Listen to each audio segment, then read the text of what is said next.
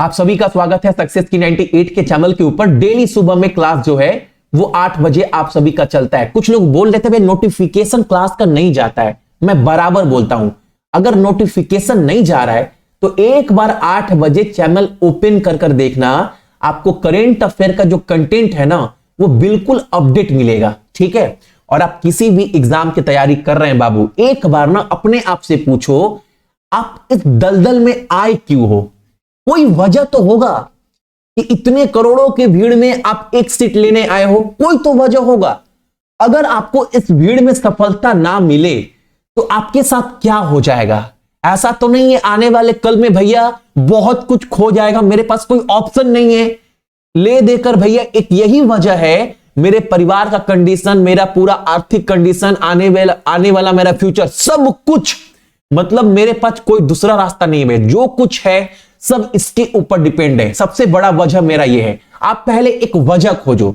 अगर वजह बहुत बड़ा हुआ तो विश्वास मानो, आपका जो मेहनत है ना बाबू वो ऑटोमेटिक जो है वो बड़ा होगा, और आपके बहाना जितना है ना उससे ऑटोमेटिक जो है आपका मेहनत बड़ा हो जाएगा। और जिस दिन बहाने से बड़ा आपका मेहनत हो जाएगा ना, तो विश्वास मानो जो रास्ता कामयाबी की तरफ जाता है ना, वो रास्ते पर आप बिल्कुल आहिस्ता आहिस्ता चलकर जो है आप कामयाब हो जाओगे। पहले एक बार अपने आप से पूछो, आप इस फील्ड में आए क्यों हो, और आए हो तो अगर असफलता हाथ लगी तो आपके साथ क्या होगा? सोचो एक बार। ठीक है, चलो क्लास स्टार्ट करवाते हैं, और इस वीडियो में कवर करेंगे हम सभी 8 फरवरी के सारे इंपॉर्टेंट क्वेश्चन। और जितने भी क्वेश्चन करवाता हूं सुबह 8 बजे, आप बस नोट कर रखना। एग्जाम के दिन आपको कम से कम ना रोना नहीं पड़ेगा। आप बोलकर जाओगे सुबह स्मार्ट तरीके से 8 मिनट से 10 मिनट में भैया क्लास पूरा करेंट अफेयर कंप्लीट करवा दिए थे बिना एक क्वेश्चन छोड़े। ठीक है, चलो। और आने वाला बहुत सारा एग्जाम है इस साल में, तो NTPC, group D, SSC, CGL, बहुत सारा एग्जाम बाबू। ठीक है, और जीके सेक्शन अगर आपको स्ट्रांग करना है, बहुत समय आपके पास अभी भी, चुपचाप जितने भी नोट्स आपको एप्लीकेशन पर दिया गया है ये नोट्स उठाओ और चुपचाप पढ़ना स्टार्ट करो। और एक बात बोल दे रहा हूं कैसे पढ़ना है। अगर आप एनटीपीसी की तैयारी कर रहे हो, या फिर आरपीएफ की तैयारी कर रहे हो, ठीक है, या फिर एसएससी में कोई भी एग्जाम की तैयारी कर रहे हो, आप सभी एसएससी के एग्जाम में, कोई भी एग्जाम हो, एसएससी में अगर आप कोई भी एग्जाम की तैयारी कर रहे हो तो याद रखना, सबसे पहले आप जीके उठाओ और जीके पढ़ना स्टार्ट करो। जो जीके वाला पोर्शन है, जीके में आपको लगभग हर टॉपिक दे दिए हैं, यानी स्टैटिक जीके को उठाओ और चाटो। ये 3600 क्वेश्चन घोल कर पी जाओ बाबू। तो 3600 क्वेश्चन है ना, इसको आपको पूरा पी जाना है घोल कर।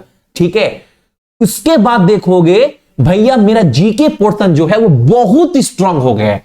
उसके बाद हाथ मारो किस पर? तो साइंस पर मारना है। अगर इतने एग्जाम की तैयारी कर रहे हैं तो, अगर आपका target ALP technician group D है तो आप पहले स्टार्ट क्या करो? तो पहले स्टार्ट करो बाबू आप सभी साइंस वाला पोर्शन। ठीक है, और ये सारा कुछ आपको सक्सेस की 98 के एप्लीकेशन के ऊपर मिल जाएगा।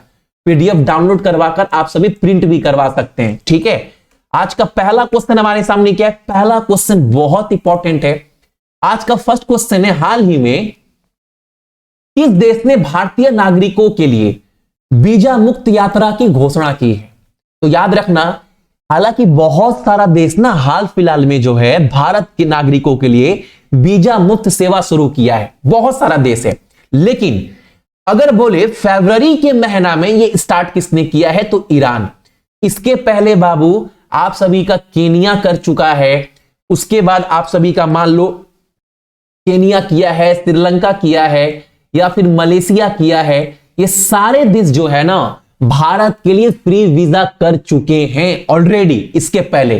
ठीक है, आज का अगला क्वेश्चन हमारे सामने है, दिव्य कला मेला 2024 का जो आयोजन है वो किस शहर में होगा?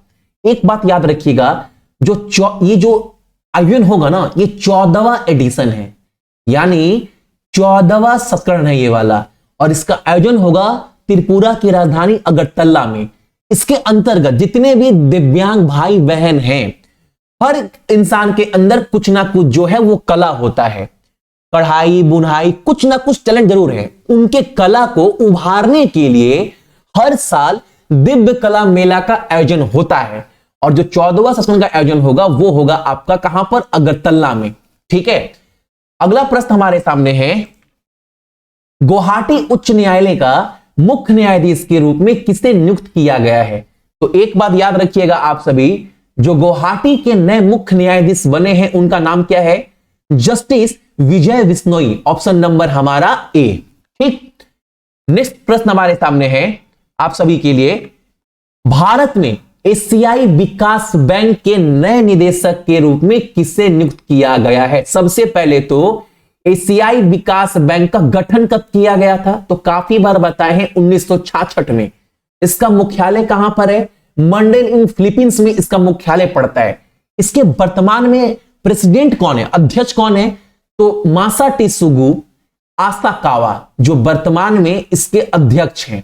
और भारत में एशियाई विकास बैंक का निदेशक किसे बनाया गया? तो नाम याद रखिएगा, मियो ओकाको। ठीक है, अगला प्रश्न हमारे सामने है आज का, और इसका सारा पीडीएफ आपको बाबू कहां मिल जाएगा? टेलीग्राम के ऊपर। हाल ही में किस भारतीय सेलिब्रिटी को संयुक्त अरब इमारात के द्वारा गोल्डन वीजा प्रदान किया गया है?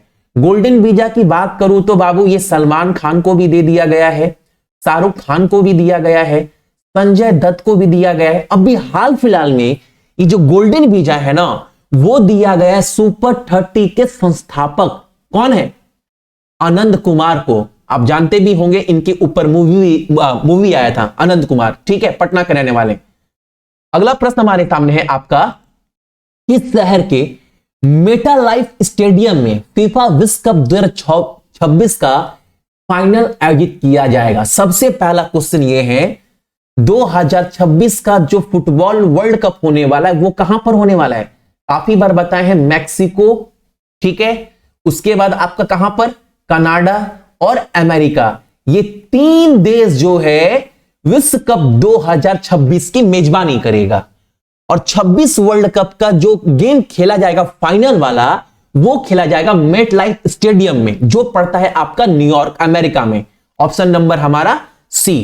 ठीक है, अगला क्वेश्चन हमारे सामने है, पहला बिम्स्टेक एक्वाटिक चैंपियनशिप का आयोजन जो है वो किस शहर में किया जाएगा? इसका आयोजन होगा नई दिल्ली में। जो हमारे देश के खेल मंत्री हैं ना, उन्होंने इसकी जानकारी दी है कि भारत में पहली बार बिम्स्टेक एक्वाटिक्स चैंपियनशिप का उद्घाटन जो है वो नई दिल्ली में होगा। दूसरी बात, जो बिम्स्टेक है आपको पता ये एक संस्था है जिसका गठन हुआ था भैया 1997 में, जिसका मुख्यालय पड़ता है भैया ढाका, बांग्लादेश में। और बिम्स्टेक के अंदर टोटल 7 देश जो है इसके सदस्य हैं। कौन कौन? तो याद रखिएगा, नॉर्मल है, एक तो इंडिया है, दूसरा नेपाल है, तीसरा आपका कौन है? तो तीसरा आपका ये पड़ता है श्रीलंका है, एक है आपका बांग्लादेश है। 4 तो ये ऐसे देश होंगे जो क्रिकेट खेलते, जो क्रिकेट में पॉपुलर है। 5वां कौन है? 5वां है आपका थाईलैंड, म्यांमार है। ठीक है, और एक है आपका भूटान। यानी ये 7 देश जो है वो बिम्स्टेक संस्था के सदस्य है। इसका गठन हुआ था 1997 में, जिसका मुख्यालय पड़ता है ढाका में। ठीक है, अगला प्रश्न हमारे सामने क्या है? अगला क्वेश्चन हमारे सामने है, नेक्स्ट क्वेश्चन, वित्त मंत्रालय के जो एक्सपेंडिचर विभाग के मुख्य सलाहकार है, उसमें पदभार किसने संभाला है? यानी इस विभाग का प्रमुख किसे बनाया गया है? तो याद रखिएगा, आईएएस हैं ये पवन कुमार, ऑप्शन नंबर हमारा ए। ठीक है, अगला प्रश्न हमारे सामने क्या है? एक क्वेश्चन याद रखिएगा, जितने करेंट अफेयर है बाबू, किसी भी देश का कोई भी प्रधानमंत्री राष्ट्रपति आपसे नहीं पूछता है, इतिहास गवाह है। अगर पूछेगा तो सबसे पहले बात, इंडिया के जितने भी पड़ोसी देश हैं एक बार उनके नाम देख लो, कौन कौन देश है, उनके राष्ट्रपति कौन है, ये आसान है याद करना, या प्रधानमंत्री कौन है। प्लस देश तो बहुत सारा है, जो करेंट अफेयर में चर्चा का विषय रहता है वही आप अच्छे से पढ़ो। जैसे यमन का नया प्रधानमंत्री नियुक्त किया गया है, वो कौन बना है?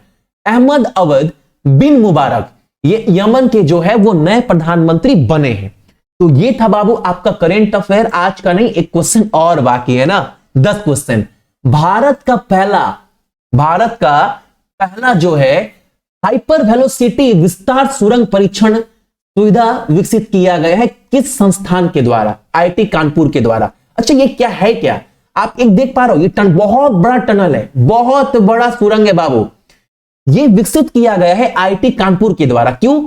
जितने भी भारत में इंडियन आर्मी में क्रूज मिसाइल होते हैं ना, उनका जो निशाना है वो चूके ना वो अपना टेस्टिंग अच्छे से कर पाए। जितने भी क्रूज मिसाइल होते हैं वो बिल्कुल इस टनल से अपना टेस्टिंग करेंगे ताकि उनका जो निशाना है वो बिल्कुल सटीक बैठे। इसके लिए एक पहली हाइपर वेलोसिटी विस्तार सुरंग विकसित किया गया है आईआईटी कानपुर के द्वारा। तो ये था आपका करंट अफेयर 8 फरवरी का। इसका सारा पीडीएफ टेलीग्राम के ऊपर आपको डाल देंगे, आप सभी डाउनलोड करके एक बार जो है रिवीजन कर लिए। और ये नोट्स आपको सक्सेस की 98 के एप्लीकेशन पर कैसे लेना है एक बार मैं आप सभी को दिखा दे रहा हूं। आप सभी लोग बिल्कुल डाउनलोड कर ले सकते हैं, ठीक है। और कम से कम जो जो एग्जाम के बारे में मैंने बताया है कैसे पढ़ना है, चुपचाप नोट्स उठाओ और पढ़ना स्टार्ट करो आप सभी। क्योंकि 18 से 23 तक देखा हूं जो जो बताए हैं वो क्वेश्चन एग्जाम में कम 100% तो कभी नहीं बोलता हूं, लेकिन बोलता हूं 75% क्वेश्चन आपको नोट्स में यहीं से मिलेंगे, गारंटी। सबसे पहले फोन में सक्सेस की 98 एप्लीकेशन को इंस्टॉल कर करना, रजिस्टर होने के बाद एप्लीकेशन को ओपन कर लीजिएगा। जैसे ओपन करोगे आप आ जाओगे होम पेज पर, आपको बहुत कुछ दिखेगा। आपको नीचे वीडियो वाले ऑप्शन में जाना है, इसको ओपन करोगे आपको बहुत कुछ दिखेगा कोर्स के लेकिन आपको नीचे में जाओगे आपको ये दिखेगा ब्रह्मास्त्र, ठीक है। आप ये वाला सेक्शन ले सकते हैं अगर आपको जीके और जीएस का कंप्लीट नोट्स चाहिए तो पीडीएफ और डाउनलोड करवाकर आप प्रिंट भी करवा सकते हो। आप जैसे ही खोलोगे इसके अंदर सब कुछ मिलेगा। साइंस का तो पूरा डाल दिए हैं, स्टैटिक जीके वाला पोर्शन आपको सब मिल जाएगा और सारा कंटेंट अप टू डेट है, ठीक है। जैसे मैं आपको कोई ओपन कर एक बार दिखा दे रहा हूं, कोई भी नोट्स।